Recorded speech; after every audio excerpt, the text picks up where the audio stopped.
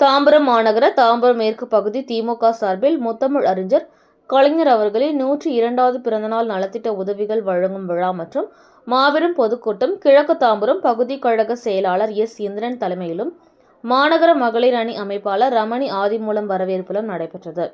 இக்கூட்டத்திற்கு தாம்பரம் மாநகர கழக செயலாளர் எஸ். ஆர். ராஜா எம்.எல்.ஏ., கழக மாநில செய்தி தொடர்பு இணை செயலாளர் வழக்கறிஞர் தமிழன் பிரசன்னா, தலைமை கழக இளம் பேச்சாளர் பூபதி ஆகியோர் கலந்து கொண்டு சிறப்புரையாற்றினார்கள்.